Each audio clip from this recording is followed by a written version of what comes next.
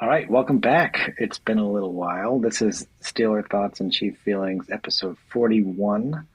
I'm your co-host, Chris. I'm the Steelers fan and the philosophy professor here. I'm Ajay. I am the Chiefs fan and psychiatrist here. And yeah, we're back after a very lengthy hiatus, not in small part because my wife and I had a second child. And so now my house is complete chaos. And two kids under two. And so it was nice it happened in the off season because otherwise we'd be recording game recaps with like screaming children in the background all the time. So You it know, kind of worked out. there's a touch of that's nice, actually. That's a good touch, I think, to the game. So, look forward to that. Um, but yeah, congratulations to you both. That's really exciting. I also contributed to this, but less excitingly, just because my life has sort of ballooned in its hecticness in the last couple of months. But um, good thing is it can't be like this forever, I think. So, Let's uh, hope. yeah, let's hope. Um, but yeah, so we're back. We have plenty to talk about. I don't think we'll probably get to everything, especially because as we were just discussing before the show, the Steelers have had quite an off season, and I'm remarkably ignorant of it. So we'll see how this goes. But uh, but yeah, am I forgetting anything else we do by way of intro? Um, Well, usually I we, would remind people to check out our socials and stuff, but we haven't been posting anything, so yeah. apologize. And we will. I still, I know I teased it at the end of the season, the like Chiefs film reviews about top 10 plays of different players. I have actually like I got the plays together. I need to actually record the film reviews. So, we still have time before the preseason starts, and my plan is still to get everything out. It's just going to be way later in the summer than I expected. So maybe if I'm really productive over the next 2 days, we might see Patrick Mahomes' top 10 plays film review come out Oh, in the that next would be a couple of fun days. one. So, Yeah. Um, cool. Yeah. Well, you could still check out the social media accounts. They're good. They're good throwbacks to several months ago. Um, good. So yeah, we have to catch up on lots of news items. You want to do some Chief stuff first? oh, I might start with the Steelers. I feel like it's so much more exciting. Okay, that's fine. We have. It's probably more exciting. I'm trying to be objective about it. Objectively, it still is more exciting. Um, although maybe it's less exciting to Steelers fans, to be honest. But yeah, let's get into it. So let's take these in order, and I want to like obviously it's impossible to do, but let's pretend to view these things in isolation as if you didn't know the other things that happen. Okay. So we start the Steelers in March trade a 2025 second round pick, a 2025 seventh round pick, and a 2025 or sorry, was that right? Yeah. So a second and a seventh for DK Metcalf and a sixth. Is that right? I think that's I right. think the six is yeah, but that's in 2026. Is that right? I don't remember. Well, this is I think I We're was paying enough starting. attention. Yes, good. We're Good way to starting. start. I don't know. We traded some stuff for DK Metcalf. Yeah. Okay. So at that And point, you signed him to a 5 year, $50 million yeah, extension, $150 million he's extension. getting a lot of money now. I mean, that's a splashy move, which we're not really that used to making at wide receiver, I think. Is there an obvious counterexample that I'm not thinking of? No, usually we sort of get our own wide receivers. I mean, we were in the Ayuk saga last year, but that didn't happen. Um, yeah, so, that was fun. And it was fun thinking for a little bit that we might have Pickens and Metcalf on the team. Uh, Obviously, I'm just considering this in isolation. So when this event happened in isolation, I did think that. um, yeah, that you know that looked good. At that point we still had not any clarity about what was happening at quarterback. I think maybe I was still hoping.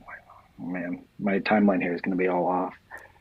I was hoping, and this is the hope that I think I discussed on the last podcast, was that we would sign Justin Fields to an extension, and that you know try to run with him. I went back and forth though, because there was a yeah. I remember thinking that maybe Russell Wilson was going to be it again, which like him and Pickens and Metcalf could have been fun too. Like fun to an extent. We saw we saw the fun and the not so fun last year, but I mean that's a lot to pay a wide receiver who's what is he 27 or 28? I mean I don't know how many great years he's going to have left. I don't think he never had like 100 plus catches that I know of, right? I think he's usually in the Yeah, he's not really a 70s or volume something. guy. Yeah. Yeah. So I don't know for him to be getting that big of a deal, maybe is a bit surprising. But I guess we looked at our performance last year and thought the offense is a big problem, and we need to make some big moves on it. And that was, you know, I won't complain about that in isolation. Should I? Well, I think this was, I don't know. Like you said, the Steelers don't really trade for receivers. The Steelers don't really acquire big name players at all, except through the draft, right? Like, Usually, or I mean, spend a like lot of money on occasionally, it. like occasionally something happens, like a Joe Hayden or something like that. But it's usually a kind of Later in the career, like yeah, bargain, not like yeah, a guy in his prime paying big money. I mean, I guess Patrick Queen, but yeah, yeah. Those are both maybe Omar Khan moves in the new era. So maybe that's I a wonder trend here. if the Roonies are like, what is happening? Yeah, what 'Cause, are you yeah. doing with our money? I'm trying to like the Steelers to me are like the Packers. I like the one time I remember the Packers like getting a big free agent is when they got Julius Peppers. But like I just don't they just or Charles Woodson. I remember they got Charles Woodson. That was Yeah, a big deal. yeah, But that's why they were such a big deal. But it makes you feel like they unless like you said it's just like an Omar Khan like the philosophy of the place is changing. It makes you feel like they must really feel good about this if they're willing to do this because it's such a trend bucker, if one can say it that way. trend bucker is a good term. Yeah, I think that's the positive spin. The negative spin is that we're getting desperate, and Khan is like, you know what, we got to make some move, and here's a move we can make, uh, which isn't obviously terrible. So like, I don't know, that's like kind of how I'm inclined to view it, but I would like to see it more positively as like if we're willing to make a deal like that, which is out of the norm for us, um, then we are high on the player. Hopefully we are. We better be if we're paying him that much. Yeah. And he does fit stylistically with what the kind of post Ben Roethlisberger Steelers offense has been, which is just run the Crappy. ball a lot, wait for it's like run the ball a lot, wait for a single high coverage, and then throw deep routes to wide receivers streaking down the sideline. Like that's, Yeah. in a nutshell, seems to be the Steelers' offense now. And DK Metcalf is very good at winning one-on-one without a safety over the top and just beating guys deep. So, as is Yeah. Pickens. Yeah. That's true. And that would have been cool to have them both in the field at the same time. But alas. Or maybe not alas. Maybe it's good to get rid of Pickens. I don't know. Um, do we need to talk about that? What's the next move to talk about? Well, you brought it up in the middle, and I realized I should have added this to talk about too. Is that so? There are a couple rumors regarding the Steelers and quarterbacks, and maybe unless you have better knowledge than I do, I have almost no knowledge. I think the most fun exercise would be to treat them as if they're true and just see what we think about. So, a couple rumors that I heard. One was that for whatever reason, the locker room / coaching staff was very unhappy with the end of the year from Russell Wilson, which I shouldn't say for whatever reason, because I was very unhappy with the end of the year from Russell Wilson. So maybe they were just seeing the same things I did. But they have a lot more insight into what he was doing behind the scenes and everything. And the second part of that rumor is that the Steelers actually really wanted to re-sign Justin Fields, but Fields chose to go to the Jets and thought that opportunity was a better opportunity for him. Maybe because of the money they were giving him. I'm not sure why. But those two kind of intertwined rumors are very interesting to me. Yeah. I don't think I have any more insider knowledge than you do on that. I mean, obviously, there were clear on the field reasons to not be happy with Wilson in the last 5 games or whatever it was for that slide. Um, uh, and I wonder how much there was behind the scenes that also uh, was was an issue. But yeah, I mean, good for Fields to get paid by the Jets. I kind of I hope he does well. I do wish he was. I do wish he was like. I mean, like I still think those early games last year where we suddenly hadn't turned to him and he was up for it. Like he looked sharp and decisive, and like that's the good Fields that if he can play like that going forward, he can make something of his career still. I think. I don't know. I still wish he was our quarterback, but alas. Yeah, those of you that have seen my Steelers film reviews from early in the season last season, they're still up on YouTube. I was beating the Fields drum very hard. It's funny because like I'm annoyed because I ended up doing like a full 360. I like was very high on Fields, and then when Wilson came in and I watched some of his film, I was like, oh, he's playing pretty well. Like maybe that's right. And then Wilson went in the tank, and I was like, man, I should have stuck to my initial guns. Yeah, yeah, I did the But same thing. the other part of that rumor is that maybe they were kind of making it sound like potentially the Fields to Wilson transition was more unilaterally a Tomlin decision, and maybe everybody else wasn't as on board with it. Hmm. I did hear that too.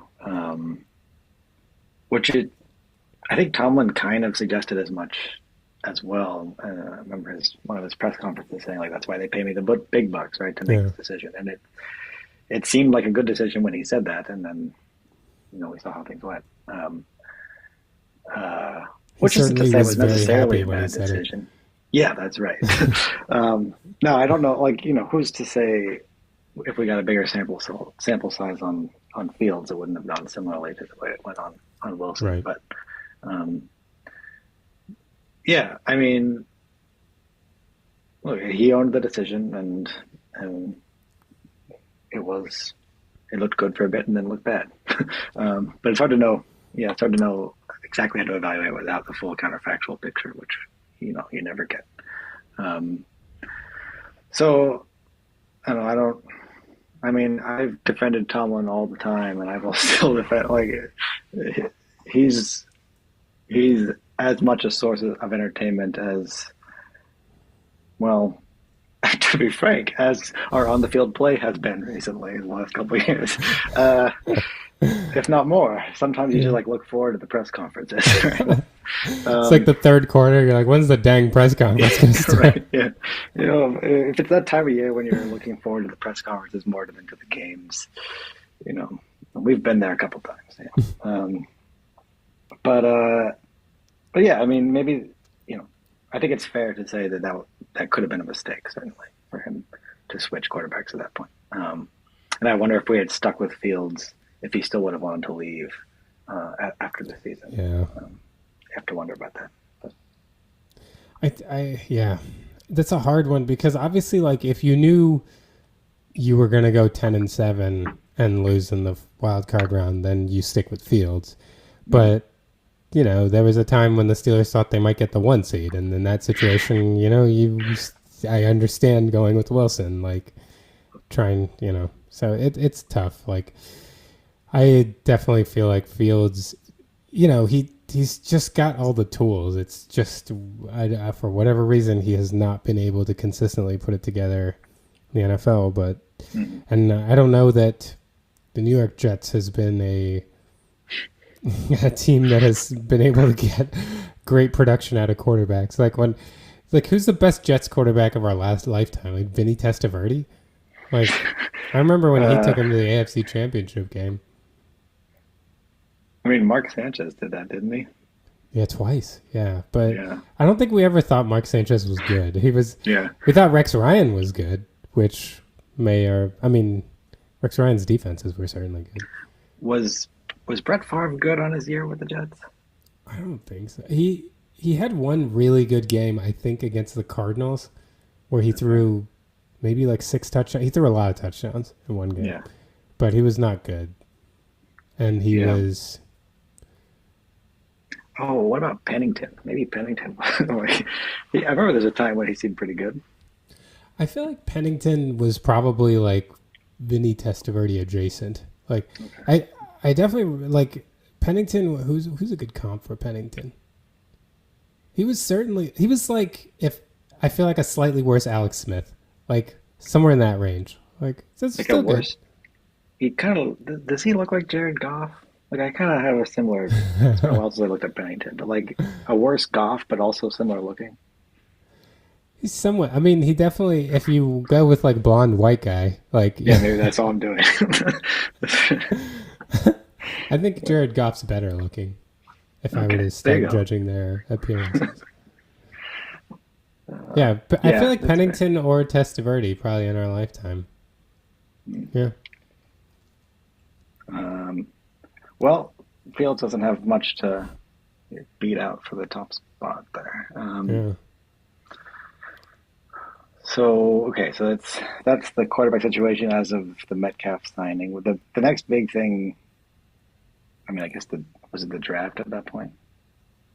Yeah, which we'll probably have to go into in more detail. Or did you trade Pickens before the draft? No, I think it was after the draft. It I was do know after that the much. draft. Okay. So yeah, let's get to Pickens because I feel like we have so much extra draft content to discuss. Maybe we'll get the draft. But you traded George Pickens. What was your immediate thought? My immediate thought was that you called that. I think you had said on the podcast, even kind of late last mid to late last season that like he won't be a Steeler by next year. That was your prediction, I think, right? Yeah, And definitely that he wouldn't finish his rookie contract in Pittsburgh. yeah, yeah, and I said like that is like so far outside the expectations of the average Steelers fan, and then here it happened. So you deserve much credit for that call. It was still surprising to me when it happened, even though there were like rumors swirling for a while that they were trying to trade him around the draft. But I'll ask you yeah, this question. This was the immediate. So when he got traded, I immediately formulated this question for you because I think it's the most interesting thought regarding George Pickens. George Pickens, he's got one more year in his rookie contract, right? yeah. And he's so how old is he? I don't know. It's not immediately available to me. I'll have to Google it. But 24. 24. He's 24 years old. So this is perfect. I love how provocative this question is going to be. He's 24. Over under 1,500 seasons for George Pickens for the rest of his career. Um, man, I think over, but that would be outside the norm when we trade a wide receiver, right? Usually when we trade them, they just fall off a cliff and then become wanted for murder.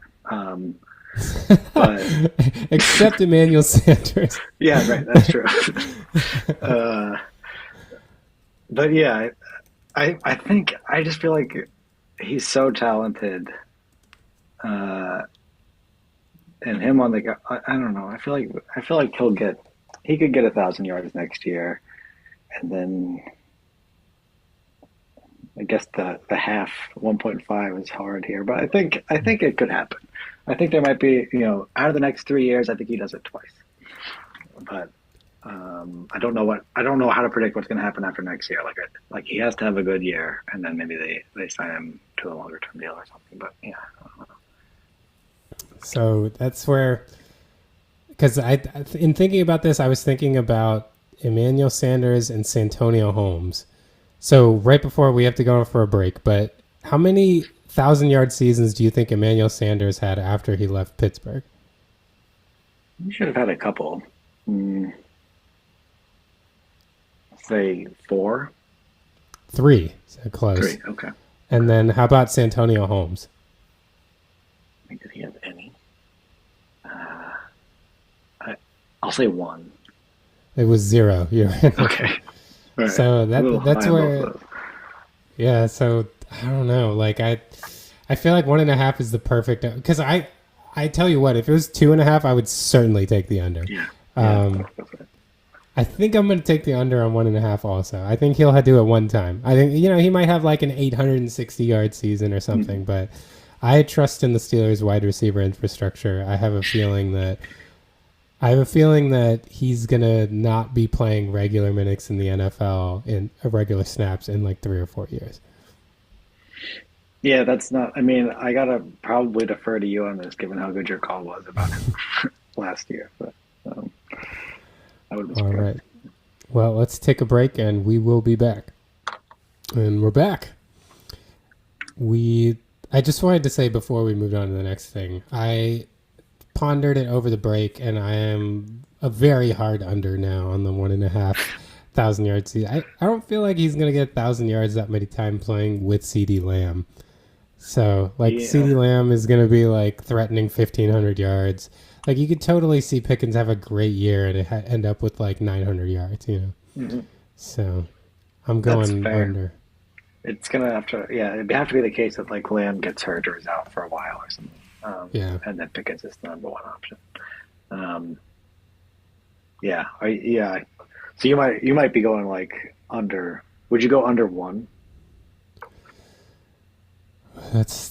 I mean, if I had to pick, I think I would, but I would Yeah. not feel that great. Like, he's talented. I could see him having one or even two good. Like, I still feel best about 2.5, but I feel good about 1.5. I really like.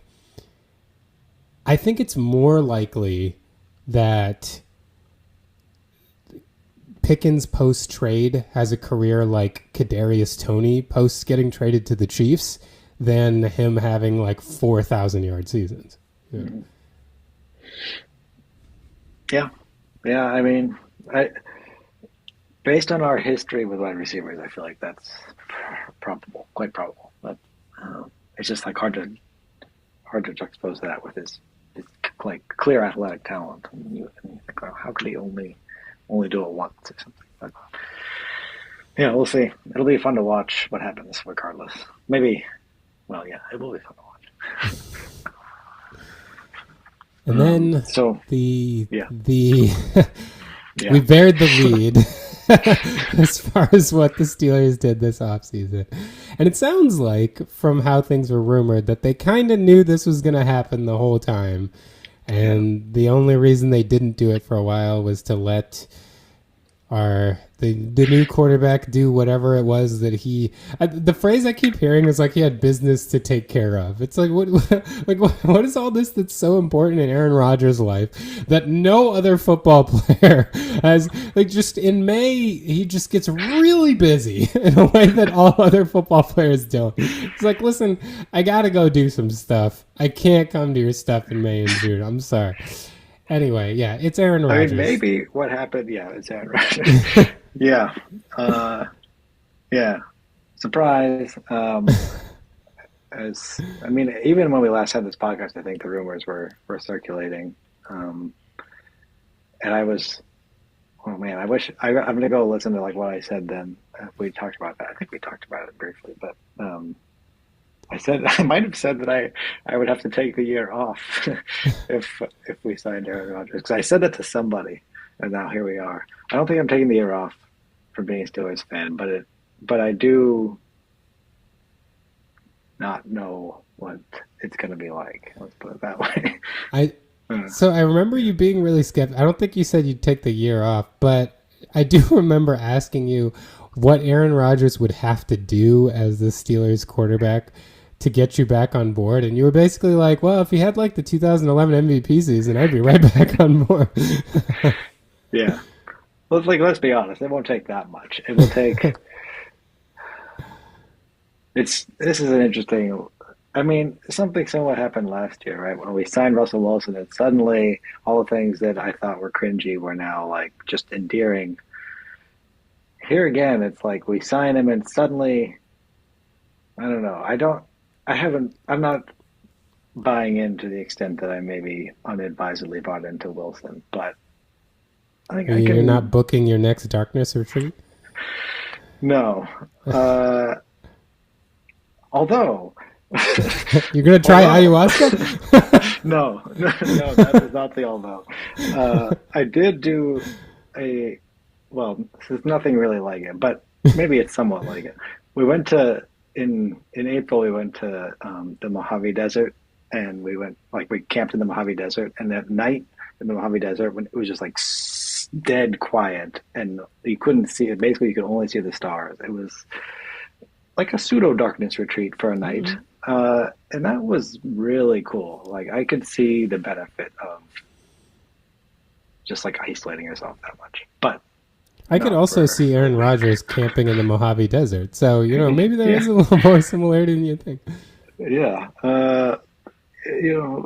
Maybe that's right. I for whatever. Well, yeah. I mean, I'm not gonna. I don't plan on doing a darkness retreat.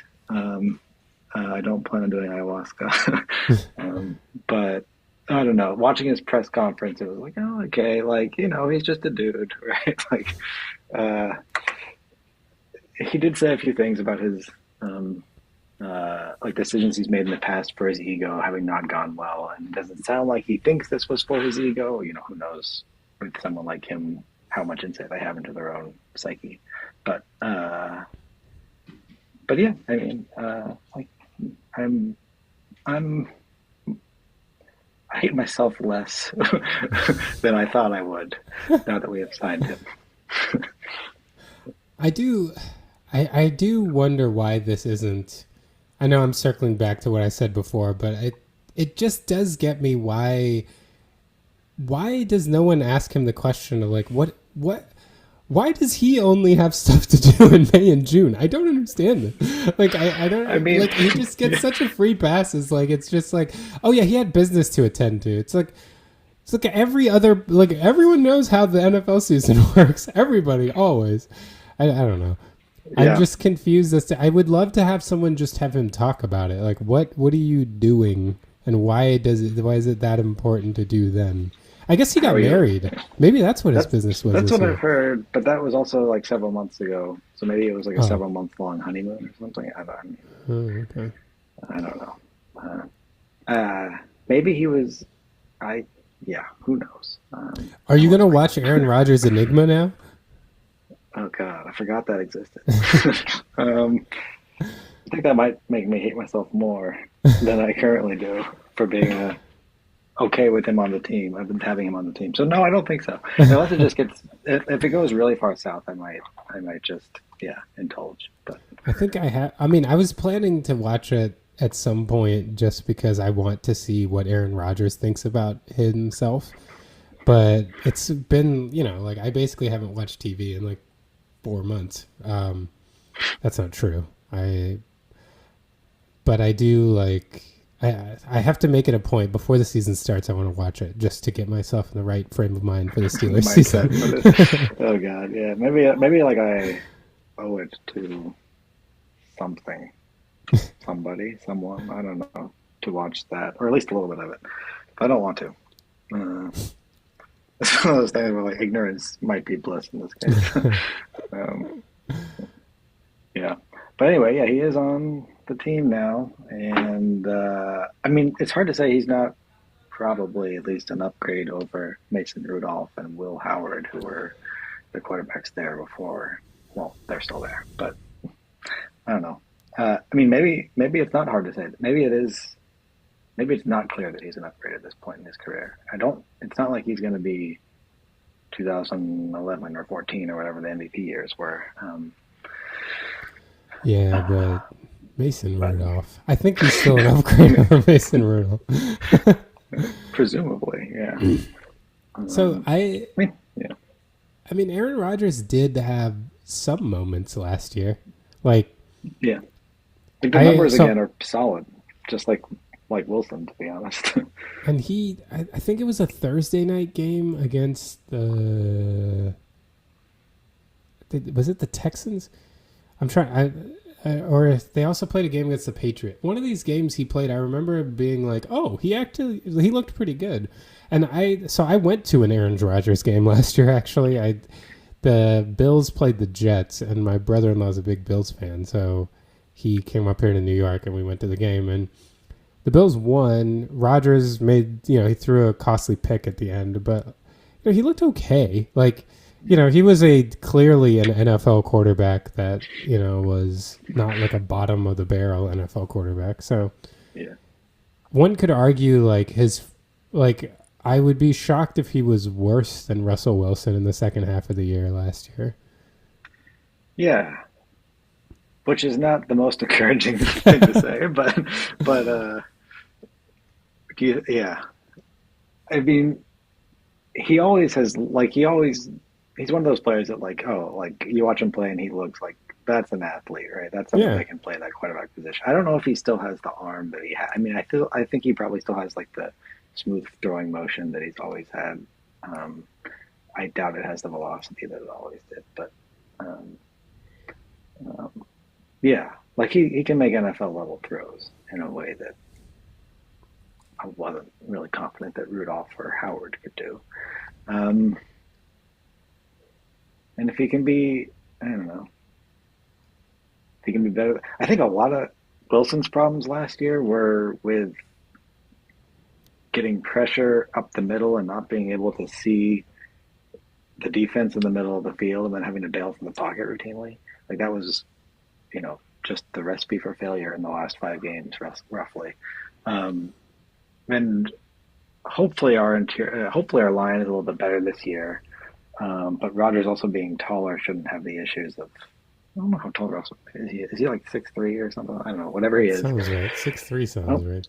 He's not going to have the 5'11" problems of seeing over the middle of the field that Wilson did. So, you have to be maybe very cautiously optimistic that it will be better than Wilson last year. Which is hard to better than what Wilson last year. Wilson as a whole last year, I guess. Let's just say that. Yeah, I think that's a fair expectation.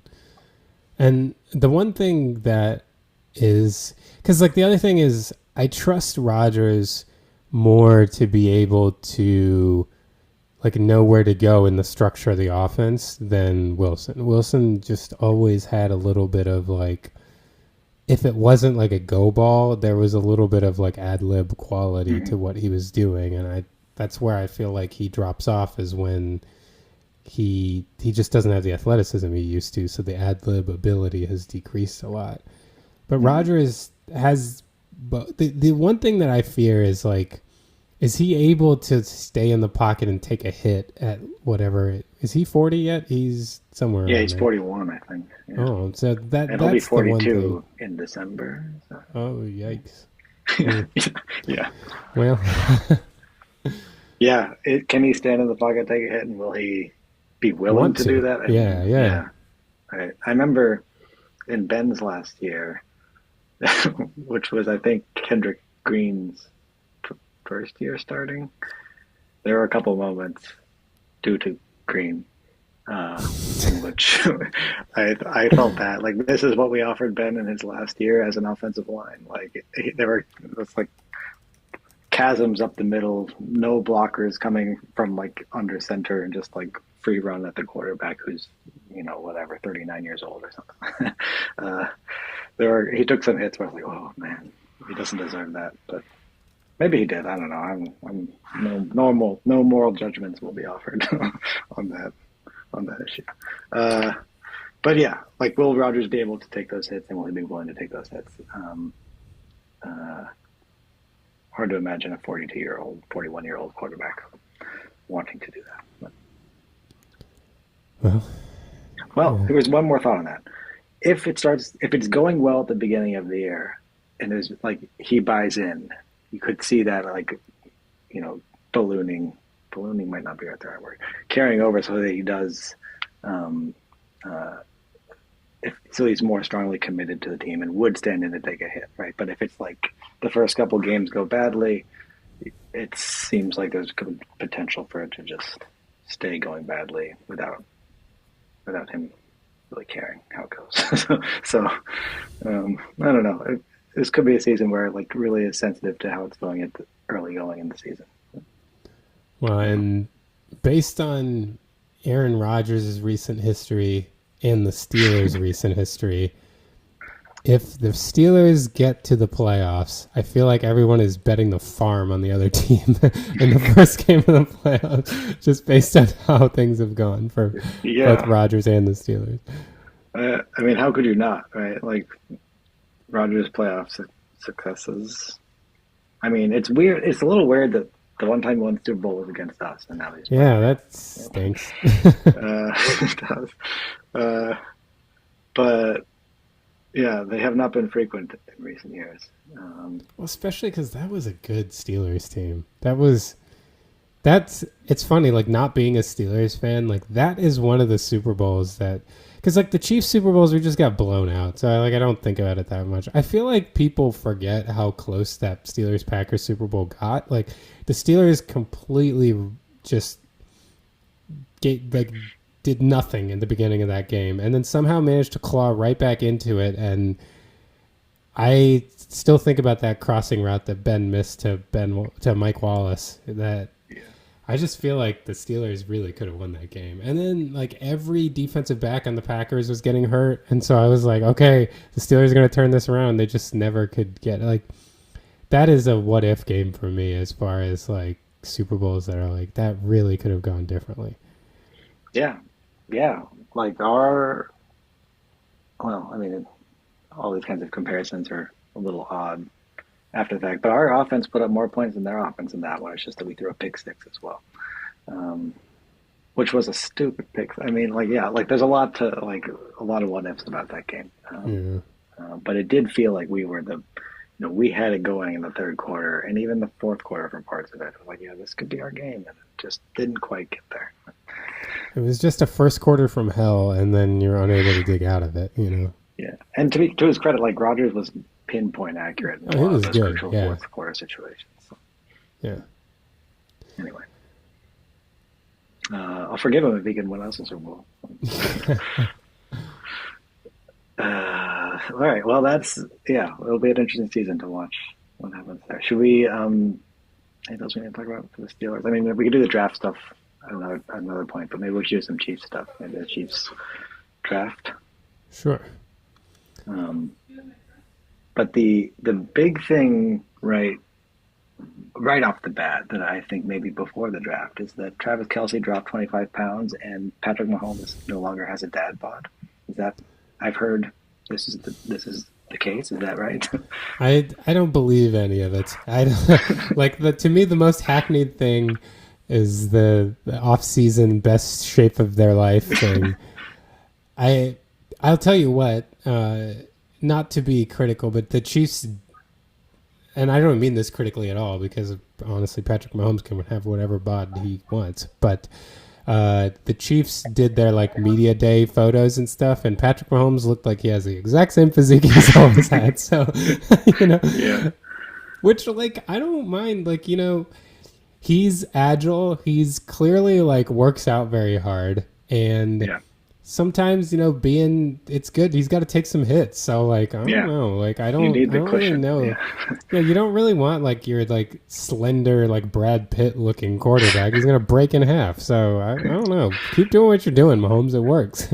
I feel like your Brad Pitt reference might be a bit dated, but Yeah, who's wait, the I know like I know what you mean. svelte like Yeah.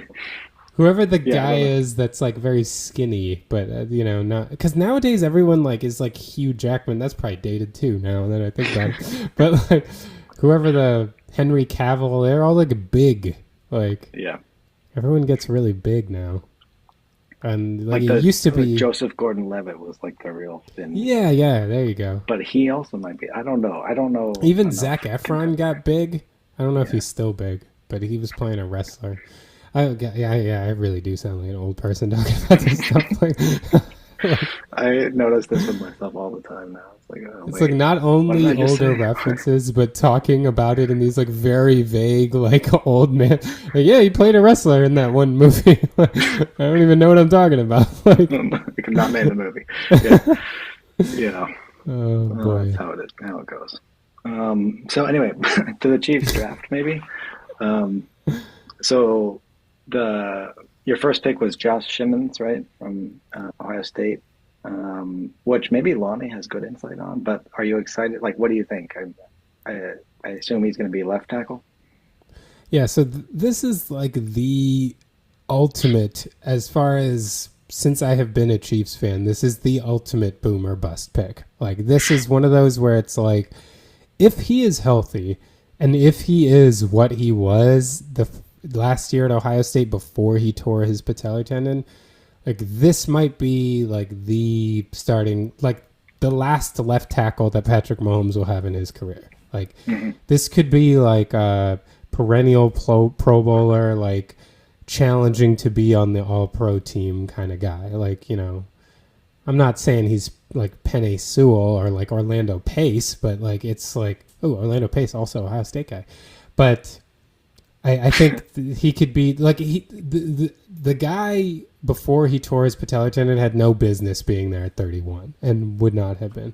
Now there's Yeah. some rumors that maybe there were some like attitude concerns with him too. It wasn't just the injury, that maybe there were like professionalism concerns or whatnot. But I very much trust the Chiefs to have vetted that. But Yeah. it's one of those situations where the ceiling is just way, way higher than a left tackle drafted in this position has any business being. And so it just depends on what you believe as far as what he will look like when he comes back from this injury, which is tough to say, but I think the Chiefs are optimistic. Hmm. Um, have we talked with Lonnie about it? Like whether he thinks that this is. Actually not. I texted him when we drafted him, and Lonnie was very excited about it. But we haven't Yeah. actually done like a breakdown of Simmons. I should probably get him to do one for Well, me. I just wonder. Like, I'll be curious. I'll be curious to know, like, because there's always like the college, like the team that's a fan of that, or the person that's a fan of that college team who's like super excited when that player gets drafted and says they're going to be awesome, and then I don't know how frequently that pans out. Right? Like I've had the same experience with people Steelers drafted and people that are fans of their college team saying they're going to be awesome, and then like nothing happens. So um, uh, we'll see. But anyway, it's good. It's a good like it's a boomer bust pick. So if it booms, it'll be worth it, and if it busts, maybe you'll say it was still worth it for the shot. Yeah, I think so. I mean, somebody pointed this out but the Chiefs, in every single Super Bowl Patrick Mahomes has played, he has played with a different left tackle. And that is crazy to me. And it Yeah. really highlights the fact that if that position is stabilized, I think it can make a world of difference to the back half of his career. So we're really hoping. I think this is a swing you have to make. We're drafting so low in the first round every year. You're not going to get this caliber of player. You're going to have to take this kind of risk. And it's just so worth it to try to get this stabilized. Yep. Yep. That seems right. Without selling or giving up way too much to get a prospect like that. I think this is the only way you're going to get that if you're picking that late in the first round. What are the other? What are the other picks that you think we should be discussing here? So there's defensive tackle from Tennessee in round 2, right? Norman Lott. Omar Norman Lott, we can discuss because he's the one pick that I think is by far he's the most polarizing pick in this draft. he's a guy that he played at Tennessee, and Tennessee does rotations of their entire defensive line. So to be fair, not a lot of people, if anyone at Tennessee on the defensive line, play a lot of snaps. That being said, Omar Norman Lott was very clearly a part-time player in college, which is a red flag for many. He was not used at all in running situations whatsoever. He was a pass rush specialist, and he had, from the metrics, like very good pass rush win rate, but in a small role, and his role was very specialized. Like, this was not a guy that was like Chris Jones from the interior, where it was like, go beat your man.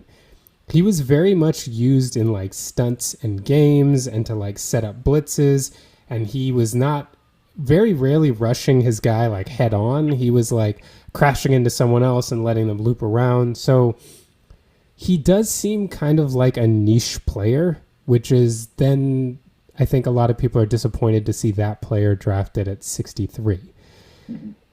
That being said, you know, he clearly excited something about in a position coach. Like the people I trust most on the Chiefs as far as position coaches to determine whether someone is a good fit are the Chiefs defensive line with Joe Cullen and the Chiefs secondary with Dave Merritt.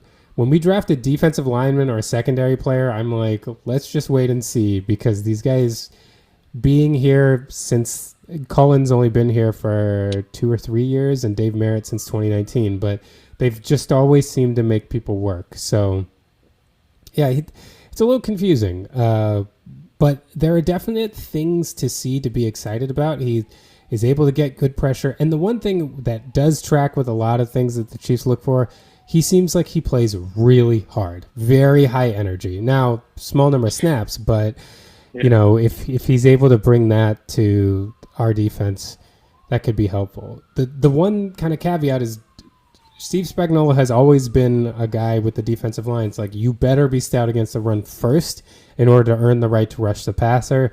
Kind of hard to see Omar Norman Lott being stout against the run, but we will see. Yeah.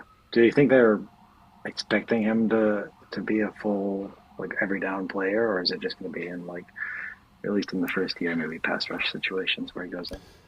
I think the first year for sure. And one could argue, like, I don't know that I believe they ever expect him to be like an every down player. Yeah. I don't even know if they expect. So what it feels like is, you know, we just lost Tershawn Wharton to free agency. He signed a big deal with the Panthers. And he was also like an unusual defensive tackle from the Chiefs' perspective, or I should say from a Steve Spagnuolo perspective. Spagnuolo likes big guys. Even on the end, like he likes big, long power rushers. And then they just get bigger when you go to the interior. Tershawn Wharton was a little more of a speed guy. And he did learn through his time in Kansas City to be more stout against the run. He actually was a pretty good run defender by the end of it. So it feels like they found a guy like that, and maybe they are trying to recreate that in Omar Norman Lott. But at least right now, I would have zero hope that he would be an effective run defender. Maybe toward the end of his rookie deal, if he could follow Tershawn Wharton trajectory. But Tershawn Wharton was also an athletic freak in a way that we'll see, but I'm not sure that I would expect Omar Norman Lott to be. Yeah. So are you less enthused about that pick than the first round pick? I mean, obviously, like, the second round pick is always like less exciting, but I mean, in terms of controlling for where they're selected.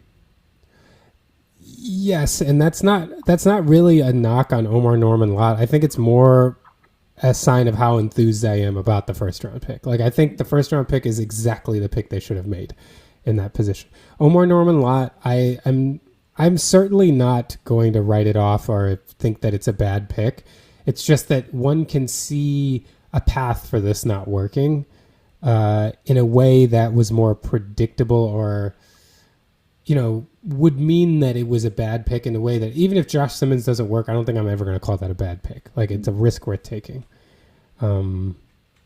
And I think part of the thing that's going to be unfortunate for Omar Norman Lott is the next two picks are both very exciting picks. So he just kind of gets like sandwiched in the middle, you know. Yeah. Well, do you want to turn to those? So that's Ashton, what, Jalot? Or Gelati Galot? is apparently how Jalati. he, Okay. yeah, Ashton Gelati, And um, Noel Williams. and Noel Williams. So Ashton Gelati is basically a smaller, slightly faster and bendier George Karlaftis.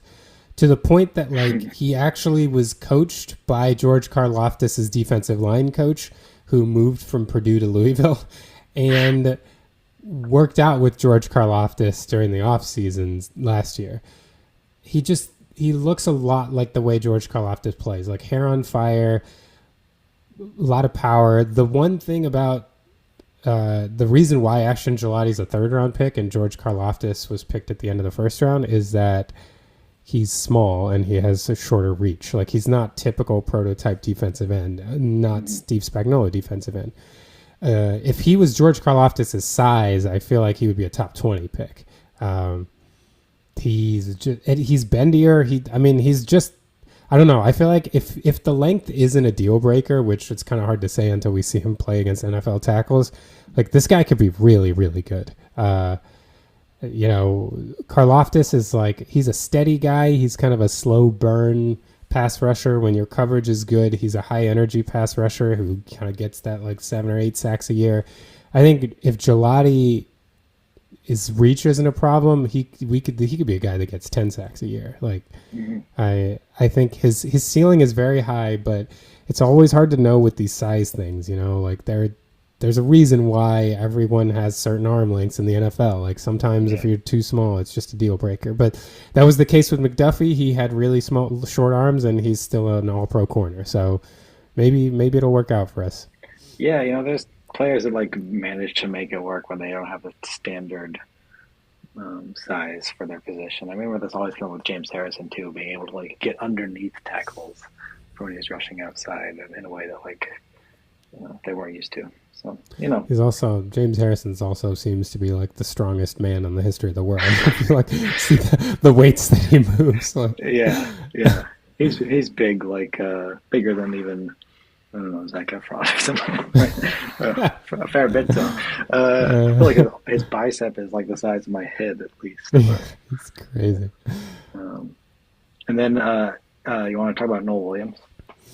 So Noel Williams is also a very exciting player. He is a corner that was very effective as a zone cornerback in college. He is less good at man, but is also someone who has switched in the slot and played outside. And the reason why he's less good at man is just that he doesn't have really high-end, like, long speed. But that's like every corner the Chiefs have ever had, in the Spagnuolo era, like starting with like Charvarius Ward and Bashad Breeland. And we won Super Bowls with these guys. And Spagnuolo coaches them up to like get people, like work them to the sideline, like really make them have tough throws. I think Noel Williams will fit into that mold really well. I think the goal is for him to ultimately be the Jalen Watson replacement when Jalen Watson leaves after this year. After his rookie contract is up. I think there's a little bit of fool's gold, and he had like 7 interceptions, so everyone's like, oh, he's a ball hawk, and like I don't know, because when you watch his highlights, it was more just like being in the right spot, which is a skill on its own. I like to call those Greg Wesley interceptions, because it seemed like every interception Greg Wesley ever had was because the quarterback overthrew someone and he was standing right in the right spot. But if you can, like, anticipate where, I think there is something to that, right? Like, you do it so reliably that it's not accident.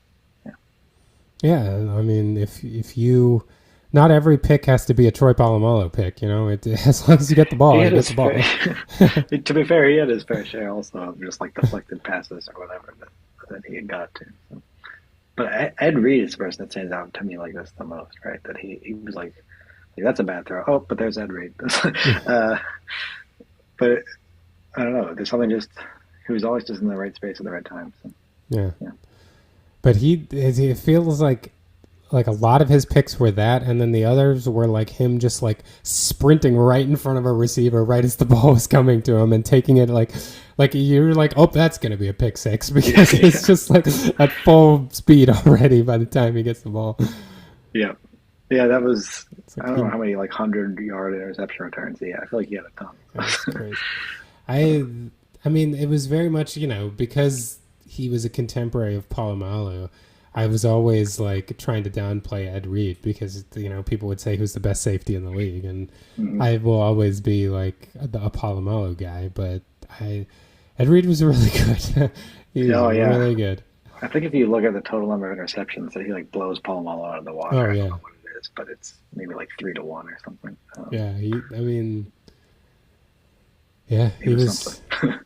He was like that Earl Thomas kind of guy. If Earl Thomas played longer at a high level, he could. Ed Reed just kept it up for so long. Yeah, yeah.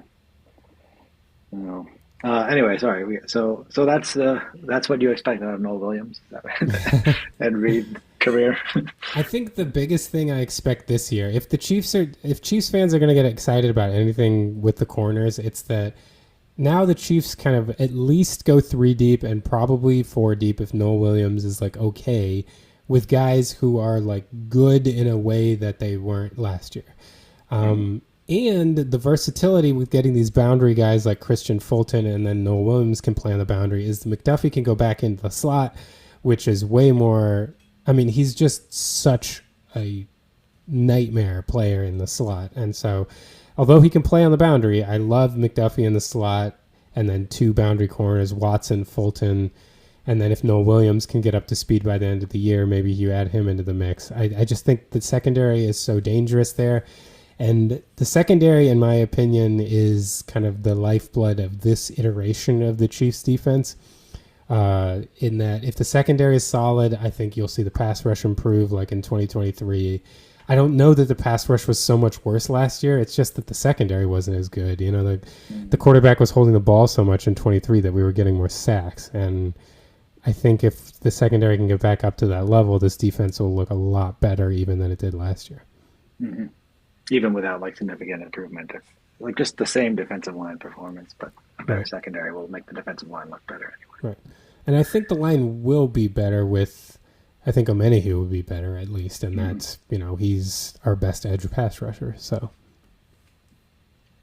Nice. Well, we do probably have to wrap it up here. We didn't get to talk about the last 3 picks, so maybe we should make sure that we cover them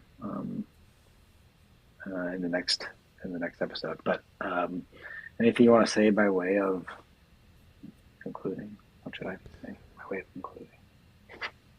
not much. We'll get more into the Steelers and Chiefs drafts next time.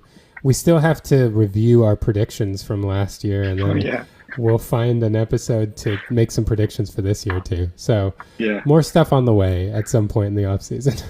good. Yeah, absolutely. Cool. Well, thanks for listening, and we'll be back with more soon. All right. Until next time.